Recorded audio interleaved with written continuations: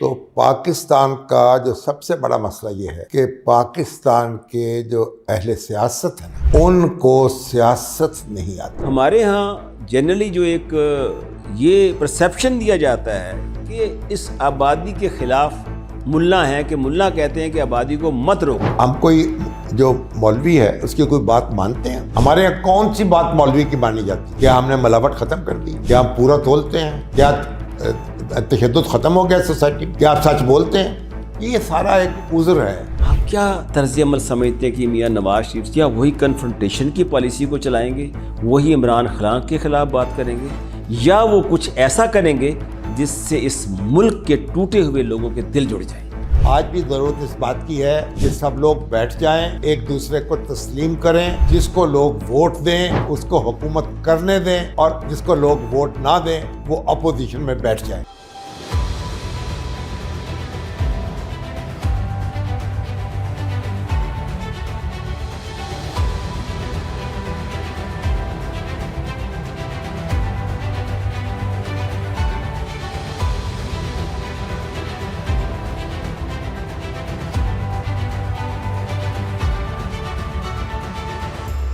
بسم اللہ الرحمن الرحیم. ناظرین، پروگرام ورلڈ ان فوکس میں عبد الباسط خان حاضر خدمت ہے. پاکستان کو 76 سال سے زیادہ کا عرصہ بیت چکا ہے، لیکن پاکستان آج بھی ہر وقت کسی نہ کسی نازک دوراہے پر کھڑا نظر آتا ہے. کبھی سیاست میں اونچ نیچ رہتی ہے، کبھی معیشت بگڑنے لگتی ہے، کبھی کلچرل اسالٹ ہوتے ہیں، کبھی ایسے مسائل ہوتے ہیں جس سے پوری قوم نوحہ خواں ہو جاتی ہے.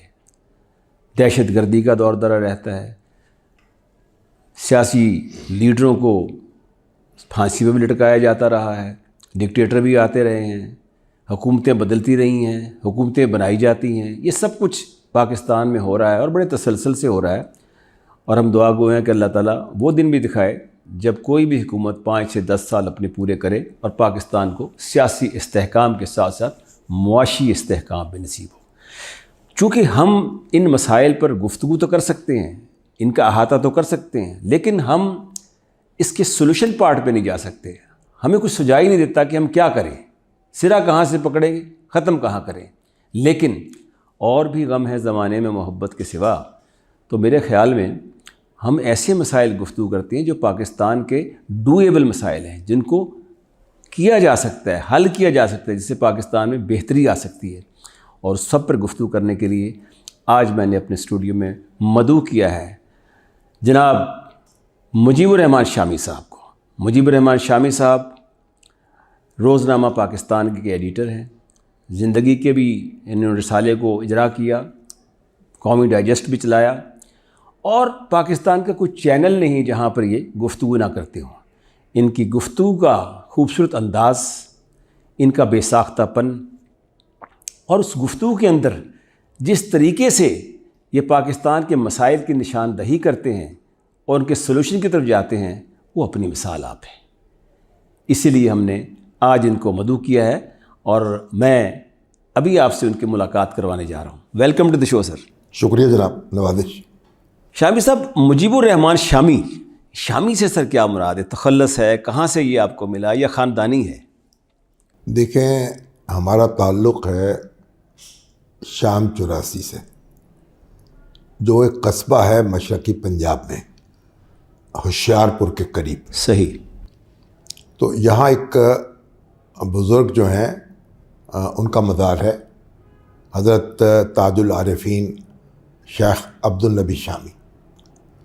وہ ہمارے جد امجد تھے جنہوں نے اسلام قبول کیا، اور ہماری خاندانی روایات کے مطابق رسول اللہ صلی اللہ علیہ وسلم نے خواب میں آ کر ان کو خود دائرہ اسلام میں داخل ہونے کی ترغیب دی. ماشاءاللہ. ان کا مزار ہے وہاں، اور ان کی جو اولاد ہے نا وہ شامی کہلاتی ہے. تو اس نسبت سے ہم شامی ہیں.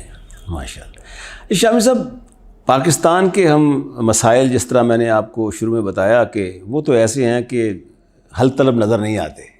کوئی ہمیں نظر نہیں آ رہا ہے کوئی مستقبل میں کیا ہونے جا رہا ہے، اس طرف ہمارا منہ نہیں ہوتا جدھر ہم نے جانا ہوتا ہے. مجھے یہ جاننے کی کوشش ہے کہ پاکستان میں جو آبادی کا مسئلہ ہے، اوور پاپولیشن جسے کہتے ہیں، ایک بہت بڑا مسئلہ ہے۔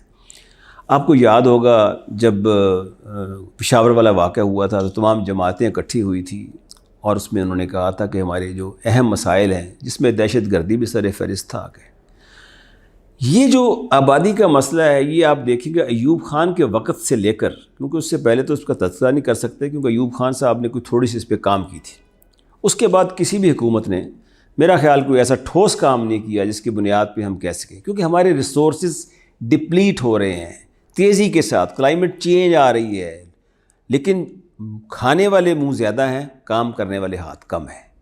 اس ساری صورتحال کے ادراک کے لیے میں آپ سے یہ گزارش چاہتا ہوں کہ آپ بتائیے کہ آخر کس طریقے سے ہمیں کیسے اقدامات کرنے چاہیے جس سے کہ گورننس بہتر ہو جائے، جس سے معیشت پر کم بوجھ پڑے، جس سے کہ ہمارے ہاں ایک سکون اور امن کا دور دورہ ہو۔ دیکھیں خان صاحب، آپ نے بہت لمبی بات کی ہے، اگر جائزہ لیں تو بات بہت پھیلی ہوئی ہے، اور اگر اس کو مختصر کریں تو بہت سمٹی ہوئی ہے۔ وہ جو میرے خیال ابن انشا کا شعر ہے، شاید، ایک خالص سویدہ میں پہنائیے دو عالم، پھیلا ہو تو ایسا ہو اور سمٹا ہو تو ایسا ہو۔ تو پاکستان کا جو سب سے بڑا مسئلہ یہ ہے کہ پاکستان کے جو اہل سیاست ہے نا، ان کو سیاست نہیں آتی، اور جب پاکستان قائم ہوا ہے اس کے پاس سب کچھ تھا، ولولہ تھا، حوصلہ تھا، یقین تھا، یقین محکم تھا، اور پاکستان نے اس وقت کہا جاتا تھا کہ یہ قائم نہیں رہ سکے گا، چل نہیں پائے گا، لیکن پاکستان نے چل کے بھی دکھا دیا، قائم ہو کر بھی دکھا دیا۔ لیکن پھر چند سال کے بعد ہمارا جو نظام حکومت ہے نا، وہ تلپٹ ہو گیا، مارشل لا لگ گیا۔ تو ہماری جو سیاسی لیڈرشپ تھی نا، وہ ٹرینڈ نہیں تھی۔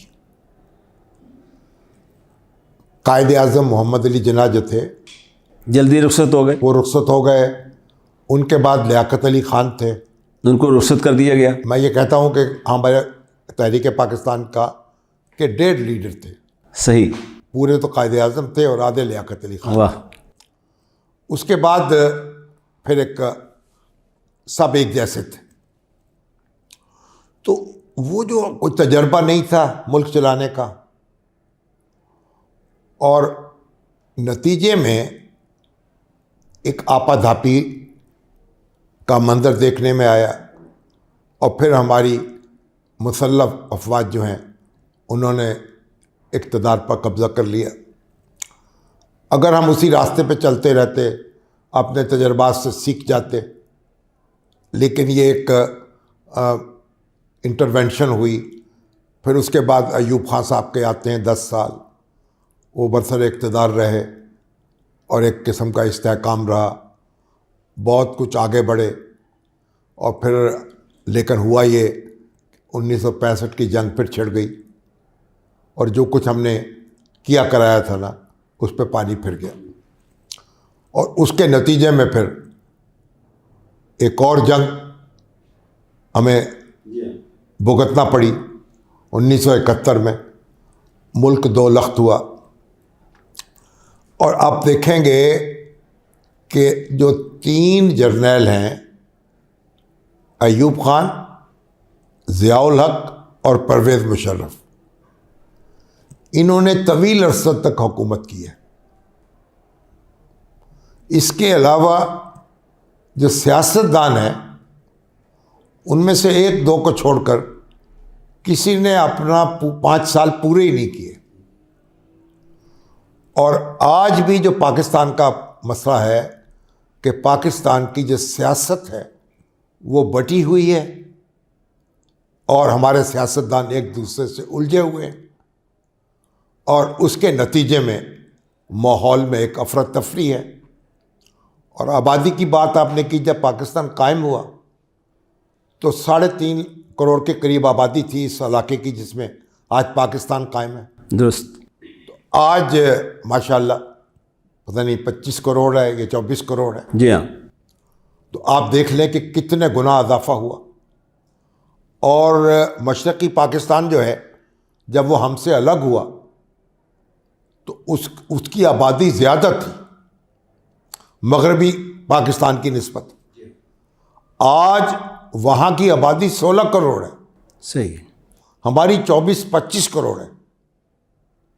تو اگر ہمیں کوئی فرصت ملتی، ہم اپنے مسائل پر غور کرتے، ہمارے جو مقتدر لوگ ہیں وہ آرام سے بیٹھ کے، سکون سے بیٹھ کے کوئی کام کرتے تو اس بات کا بھی جائزہ لے لیتے۔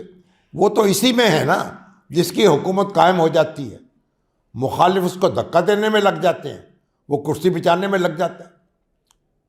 نتیجہ یہ ہے کہ ہم تو ایک طرح کی خانہ جنگی میں مبتلا ہے۔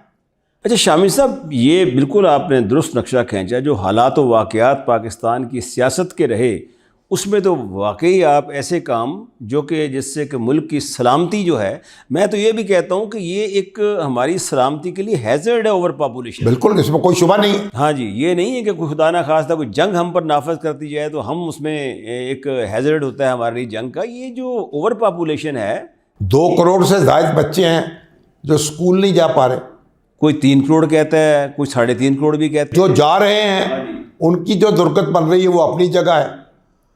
آپ کے کتنے کروڑوں لوگ ہیں جن کے پاس چھت نہیں ہے، کتنے ہیں جو جھگیوں میں رہتے ہیں، کتنے ہیں جو خانہ بدوش ہیں۔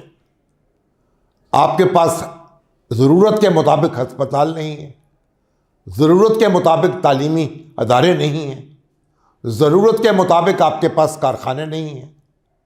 تو دیکھیں نا، ایک ہم نے ہڑبونگ مچا رکھا ہے نا۔ بالکل صحیح۔ اس میں سر ایک جو چیز اہم یہ بھی ہے کہ ہماری جو بیوروکریسی ہے، دیکھیے سیاستدان جو کچھ کرتے ہیں، کیونکہ میں نے بھی ایک تقریباً 30-40 سال تو نوکری کی ہے، اور اس کے دوران یہی دیکھا ہے کہ جو کچھ سیاستدان کے سامنے رکھ دیا جاتا ہے یا حکمرانوں کے سامنے رکھ دیا جاتا ہے، اس کی کھیر پکائی جاتی ہے نیچے سے، اور وہ پکا کر ان کے سامنے رکھ دی جاتی ہے۔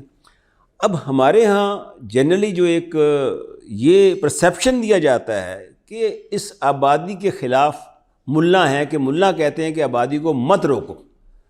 ایک زمانہ تھا جب جنگیں ہوا کرتی تھی تو ہمیں ضرورت ہوتی تھی مردوں کی جو لڑنے والے ہونے چاہیے، لیکن آج کل تو جنگ کا زمانہ نہیں رہا۔ آج کل تو وہ حالات ہونے چاہیے کہ جہاں انسان جو ہیں اتنے زیادہ ہو گئے ہیں سمندر کی طرح، ان کو کھانا کھلانا ایک بہت بڑا چیلنج بن گیا ہے، فوڈ انسیکیورٹی ایک بہت بڑا مسئلہ بن گیا ہے۔ آپ دیکھیے کہ آپ ماشاءاللہ صبح شام سڑکوں پر دیکھتے ہیں ایک ازدحام ہوتا ہے لوگوں کا، اور ایک نوائز پولیوشن ہے آپ کے پاس۔ نہیں، ملا تو مشرقی پاکستان میں بھی ہیں، بنگلہ دیش میں بھی ہیں۔ یہی بات میں سر آپ سے بالکل آپ نے بجا فرمایا۔ بلکہ وہاں تو وہ خاندانی منصوبہ بندی جو ہے اس کے ساتھ تعاون کرتے ہیں، ان کے ذریعے سے یہ پروگرام چل رہا ہے ان کا۔ بالکل سر، وہاں کا کہتے ہیں کہ ملا صاحب جو اذان دیتے ہیں ایک خاص وقت میں، ان کو پے کیا جاتا ہے۔ اس اذان کا مطلب یہ ہوتا ہے کہ آپ نے کنٹراسیپٹیو یوز کرنے ہیں۔ یہ مجھے باقاعدہ، جو کہ میں نے انٹرنیشنل کانفرنس دیکھیں، بات یہ ہے، ہم کوئی جو مولوی ہے اس کی کوئی بات مانتے ہیں؟ کوئی بات ہے ہمارے یہاں کون سی بات مولوی کی مانی جاتی ہے؟ کیا ہم نے ملاوٹ ختم کر دی؟ کیا ہم پورا تولتے ہیں؟ کیا تشدد ختم ہو گیا سوسائٹی میں؟ کیا آپ سچ بولتے ہیں؟ کیا آپ سچ بولتے ہیں؟ کیا آپ سارے لوگ جو ہیں سارے اپنے فرائض ادا کرتے ہیں؟ یہ سارا ایک عذر ہے۔ مجھے تو مولوی جو ہیں وہ بھی بٹے ہوئے ہیں، ان میں سے بھی بہت سو کی رائے یہ ہے کہ خاندانی منصوبہ بندی ہونی چاہیے اور کچھ کی رائے نہیں ہونی چاہیے۔ تو جو حکومت ہے وہ اپنی پروگرام تو چلا رہی ہے خاندانی منصوبہ بندی نیم دلی کے ساتھ۔ تو جو آپ سے تو ٹریفک نہیں کنٹرول ہو رہا۔ آپ دیکھیں چلے جائیں، ایک موٹر سائیکل پہ 4-4 5-5 لوگ چڑھ کے پھر رہے ہیں، ون وے کی خلاف ورزی ہو رہی ہے، ہزاروں لوگ جو ہیں حادثات میں مر رہے ہیں۔ अपाहज हो रहे हैं और किसी टस से मस नहीं होते। पार्कों में एक हजूम है, तो किसने रोका है आपको? रेस्टोरेंट्स में बेतहाशा लोग। मौलवी ने रोका है कि ट्रैफिक ठीक ना करो। अच्छा सर, ईरान में जैसे वहाँ भी मुल्लायत है, लेकिन वहाँ पे भी उन्होंने एक बाकायदा एक जिसे कहते हैं कि रजामंदी के साथ एक प्रोग्राम शुरू किया है। वन चाइल्ड पॉलिसी चाइना की तरह नहीं की उन्होंने ये किया है कि जिस किसी भी शादी होती है कपल की, वो उसको पहले एक बाकायदा काउंसलिंग करते हैं और काउंसलिंग के बाद फिर उनकी शादी होती है। ये तो कोई ऐसी चीज़ नहीं है हमारे यहाँ मैं तो कह रहा हूँ ट्रैफिक नहीं कंट्रोल कर पा रहे आप। हर अदारा जो है उसका आपने बेड़ा गर्क कर दिया देखते ही देखते। PIA का क्या हशर हुआ, रेलवे का क्या हशर हुआ, स्टील मिल का क्या हशर हुआ। क्या ये मौलवी इनको चला रहे थे इन अदारों को? तो ये सारी बातें हैं कहने की। एक अज़्म होना चाहिए कुछ करने का। जब आप करने का इरादा करेंगे तो वो हो जाएगा। देखिए ना सर, अभी आपको याद होगा जब इमरान खान साहब थे तो उन्होंने एक आबादी के ऊपर कॉन्फ्रेंस की थी जिससे साकिब निज़ार साहब बैठे थे, मौलाना तारिक साहब जो थे बाकायदा उन्होंने ख़िताब भी किया और बड़े बड़े दानिश्वरों ने ख़िताब किया। लेकिन मुझे वो तकरीर सुनने का इत्तेफाक हुआ, उसमें कोई आबादी के मतलब ठोस बात नहीं की गई, दाएँ बाएँ से करके गुजर गया। वो तो देखें ना आप, हुकूमत जो है उसका इरादा ना हो, उसका प्रोग्राम ना बनाए, उसके लिए तहरीक ना चलाए, तो आप इसको क्या कह सकते हैं? यानी ये तो सब नाकर्दा कारी है हमारे अहले इख्तिदार की। इसका मतलब ये हुआ कि सबसे अहम बात ये है कि एक कंसिस्टेंसी होनी चाहिए सियासत के अंदर। कोई भी हुक्मरान आए, भाई 10 साल वो हुकूमत करे। देखें, आप दुनिया के किसी मुल्क में चले जाएं, किसी मुल्क में, इंडिया में, ईरान में, अमेरिका में, चीन में, इंग्लिस्तान में, कहीं ये सवाल ज़ेर बहस नहीं आता कि हुकूमत का क्या बनेगा, हुकूमत कब ख़त्म होगी, नई हुकूमत कब कायम होगी। ये कहीं सवाल ज़ेर बहस नहीं है। अच्छा सर, दूसरा सवाल पाकिस्तान के। अच्छा दूसरा सर, यहाँ देखिए, यहाँ हम बैठते हैं, हाँ जी, बातें क्या शुरू करते हैं, हाँ जी, हुकूमत का क्या बनेगा, हाँ, कैसे इसके भेजना है घर। वो भाई जिस तरह एक दस्तूर है हमारा, उसके मुताबिक हुकूमत बननी चाहिए, उसके मुताबिक तब्दील हो जानी चाहिए। इसमें बहस की बात क्या है? बहुत अच्छी बात कही आपने, बहुत अच्छी बात की। लेकिन बात यही है कि हमारे बाज़ औक़ात हमारी जो हम पाकिस्तानी जो हैं मिन हैसुल कौम, ख़्वाह बचपन हो, लड़कपन हो, जवानी हो, बुढ़ापा हो, हमारे मिजाज में फ़र्क नहीं पाया जाता। बूढ़े हो के भी हम बच्चों की तरह बातें करते हैं, बच्चों की तरह ज़िद करते हैं, बच्चों की तरह हरकतें करते हैं। तो सियासी इस्तेहकाम कहाँ से आएगा? देखिए, हमारे अंदर एक बात तो है ना कि हम जिस बात पे लग जाए ना, वो तो फिर अचीव करके रहते हैं। मुल्क बनाया ना, बनाकर दिखा दिया। उसके बाद एटम बम, कोई मान सकता था कि इस पाकिस्तान के पास यानी एटमी सलाहियत आ सकती है? पूरा आलम इस्लाम जो है, कितने लोग हैं, कितने मुल्क हैं, कितने वसाइल हैं उनके पास, वो पूरी दुनिया में है। तो पाकिस्तान जो था उसने कम वसाइल के साथ ये मौजज़ा कर दिखाया। और फिर पाकिस्तान जो है उसने इतनी बड़ी फ़ौज खड़ी की। अफ़गानिस्तान में ट्रिलियंस ऑफ डॉलर लगे हैं, फ़ौज नहीं बना सके। सिविल स्ट्रक्चर हमने, सिविल हमारी ब्यूरोक्रेसी, उसका ढांचा खड़ा किया, हमारी अदलिया, उसका ढांचा खड़ा किया ना। जी हाँ। तो फिर आप ये मुझे बताइए, फिर हमने क्रिकेट के मैदान में वर्ल्ड कप हासिल करके दिखाया, हॉकी के मैदान में, फुटबॉल के मैदान में, स्क्वैश में हमने एक धाक बैठाई है। लेकिन मसला ये है कि जब हम कुछ चीज़ हासिल कर लेते हैं, उसके बाद हमारे अंदर इस्तक़लाल नहीं है, हम उसको कंसोलिडेट नहीं कर सकते। अच्छा सर, ये आप एक हुस्न इत्तफाक कह लें या आप ये देखें कि जो भी हमारे यहाँ दहशत गर्दी बढ़ी है, हमने उसे ख़त्म किया। वो फ़ौजी अदवार से बढ़ी। ज़ियाउल हक़ साहब आए तो रशियन इन्वेजन हो गया और हम उसका शिकार हो गए। उसके बाद मुशर्रफ साहब आए, 9/11 हुआ। लेकिन ऐसे वाक़यात सियासी हुकूमतों में नहीं हुए। हम वो तो देखें ना, एक अब इत्तफाक की बात है, लेकिन सियासी हुकूमतों ने इस दहशत गर्दी पे काबू पा के दिखाया।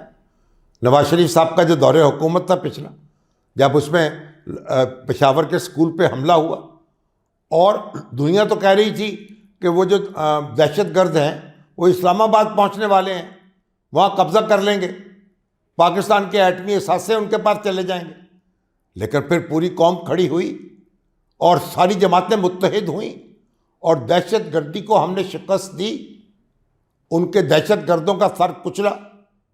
تو یہ بھی اچیومنٹ بھی کی نا. جب ہم متحد ہو جائیں، جب ہم یکسو ہو جائیں، ہم معجزے کر سکتے ہیں، اور جب ہم منتشر ہو جائیں تو ہم اپنی ہی قبر کھود سکتے ہیں. صحیح. اچھا سر، یہ جو ہمارے ہاں ملک میں جو خواتین کے خلاف جرائم ہوتے ہیں، جس میں ریپ سے لے کے گینگ ریپ سے لے کے ایسڈ تھروئنگ لیں، آنر کلنگ لے لیں، یا بچوں کے ساتھ زیادتیاں لے لیں، بچیوں کے ساتھ زیادتیاں لے لیں، یہ ایسے کرائم ہیں جس میں بتدریج اضافہ ہوتا جا رہا ہے. جس طرح آبادی میں اضافہ ہو رہا ہے، اسی طرح کرائم میں اضافہ. اس کے سمٹمز بھی ہیں، غربت کے سمٹم بھی ہیں، آبادی کے بڑھنے کے سمٹمز بھی ہیں. آپ نہیں دیکھتے کہ ان کرائمز کے یعنی بہکنی کے لیے کچھ ایسے انتظامات ہونے چاہیے جس سے سپیڈی ٹرائل ہو؟ آپ دیکھیے کہ جن خواتین کو، پڑھی لکھی خواتین کو یہاں باہر سے برطانیہ سے آئے ہوئے پلٹے ہوئے ان کو بے دردی سے قتل کیا گیا. نور مقدم صاحب کا کیس آپ کے سامنے ہے، اس کے علاوہ اور بہت کیسز ہیں. لیکن جو مجرم ہیں وہ جلدی، جسے کہتے ہیں، اپنے انجام کو نہیں پاتے. یہ کرمنل لاء میں ہماری کوئی امینڈمنٹ نہیں ہوتی، یا حکومت کا کیا وہ ہے جسے کہتے ہیں سستی ہے، جس سے جرائم بڑھنے میں اور مدد ملتی ہے؟ دیکھیں خان صاحب، جرم تو ہر جگہ ہوتا ہے. پورا ملک، دنیا چلے جائیں، ہر ملک میں جیل خانے موجود ہیں، پولیس موجود ہے، عدالتیں موجود ہیں مجرموں کو سزا دینے کے اور جیلوں میں رکھنے کے لیے. تو جرم تو ہوتا ہے. اب پاکستان میں ایک تو مسئلہ یہ ہے کہ جرم کی تشہیر بڑی ہوتی ہے، صحیح، جو دوسرے ملکوں میں نہیں ہوتی. آپ مجھے بتائیں کس ملک کا میڈیا ہے جو پرائم ٹائم ہے ٹیلی ویژن کا، اس کے اندر کرائم سٹوریز جو ہیں ٹیلی کاسٹ کی جا رہی ہیں؟ کسی ملک کی مثال دے دیں.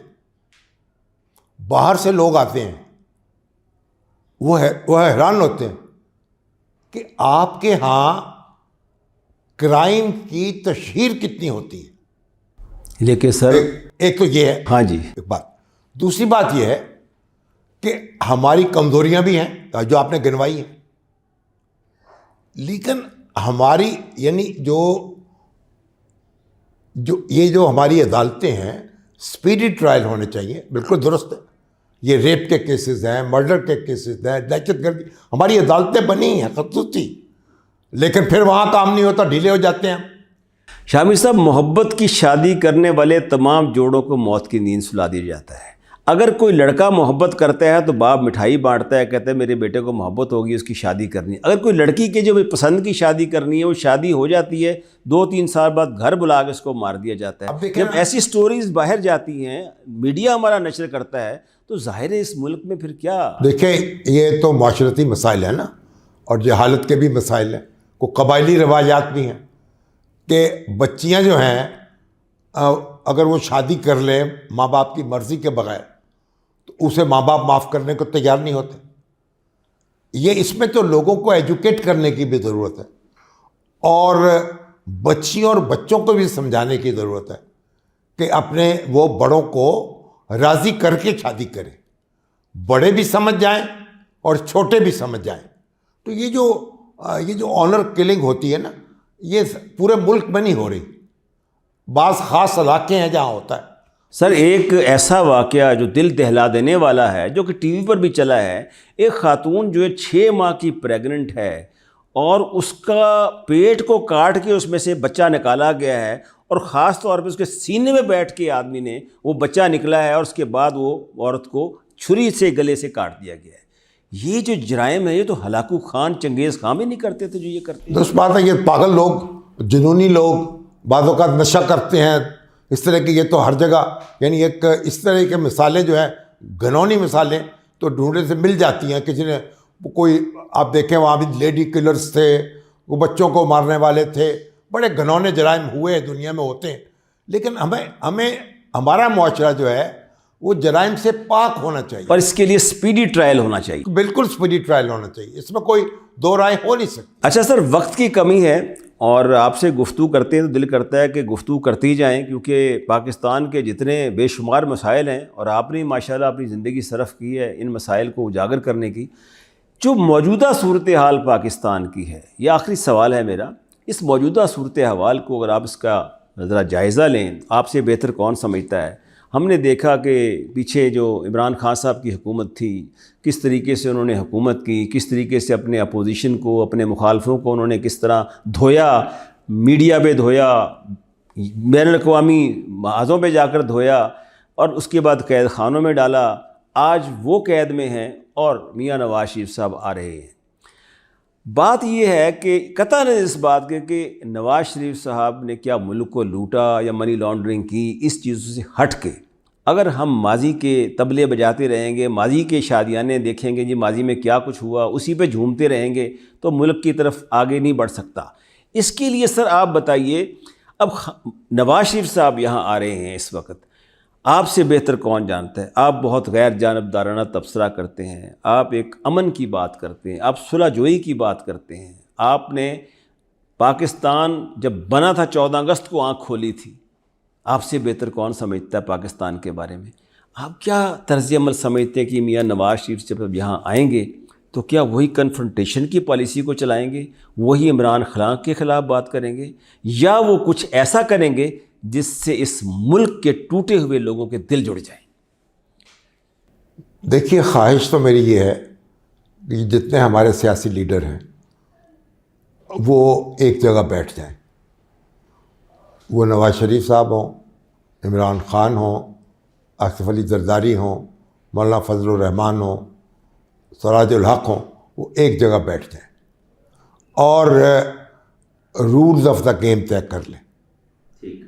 اور پھر دیکھیے، جس پر جو بھی الزام ہے عدالتوں میں جائے، سامنا کرے اس کا. اب نواز شریف صاحب پر جو الزام لگے تو عدالتوں میں کیا ثابت ہوا؟ عدالتوں میں تو سزا تو ان کو دے دی گئی کہ آپ نے ایک بیٹے کی کمپنی سے تنخواہ لی جو اس کو ڈکلیئر نہیں کیا، جو تنخواہ وصول بھی نہیں کی، آن پیپر تھی.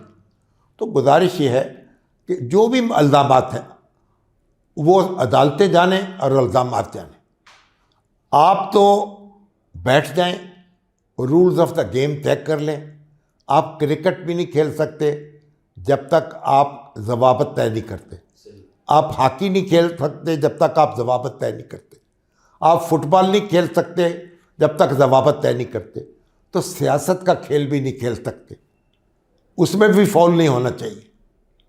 اور عمران خان صاحب تو بار بار کہتے تھے کہ میں کرکٹ میں نیوٹرل امپائر لے کے آیا تھا. صحیح. اور میں نے ضوابط کو کا جو عمل کرنا ہے ان پہ یقینی بنایا تھا. تو آج بھی ضرورت اس بات کی ہے کہ سب لوگ بیٹھ جائیں، ایک دوسرے کو تسلیم کریں. جس کو لوگ ووٹ دیں اس کو حکومت کرنے دیں، اور جس کو لوگ ووٹ نہ دیں وہ اپوزیشن میں بیٹھ جائیں. بہت شکریہ جناب مجیب الرحمان شامی صاحب. بہت مہربانی سر. ناظرین، یہ تھے جناب مجیب الرحمان شامی صاحب. پاکستان کے مسائل تو لاتعداد ہیں، تو ہم اس محدود وقت میں نے وہی ایک دو مسائل کی بات کی، اور شامی صاحب نے ان پہ جس طرح روشنی ڈالی، جو حل بتائے، میں سمجھتا ہوں کہ یہ ایسی چیزیں ہیں جو ہو سکتی ہیں. اس میں نہ تو کسی امریکہ کی امداد کی ضرورت ہے، نہ IMF سے امداد لینے کی ضرورت ہے. یہ وہ مسائل ہیں جو پاکستانیوں نے خود حل کر رہے ہیں. جو بات شامی صاحب نے آخر میں کہی وہ بہت توجہ طلب ہے کہ یہاں پر سیاستدانوں کے درمیان میثاق محبت ہونا چاہیے، میثاق برداشت ہونا چاہیے. تبھی یہاں ملکی استحکام بھی اس میں اضافہ ہوگا، تبھی یہاں کی معیشت بھی پھلے پھولے گی، اور اس سے پاکستان صحیح معنوں میں، جو ہم کہتے ہیں کہ ہم 21ویں صدی میں قدم رکھ چکے ہیں، لیکن در حقیقت ہمارے دل و دماغ ابھی تک 20ویں صدی میں ہے. تو اس میں جانے کے لیے میں سمجھتا ہوں کہ یہ سب کچھ کرنا ہوگا. اس کے ساتھ ہی اپنے ہوسٹ عبدالباسط خان کو اجازت دیجیے.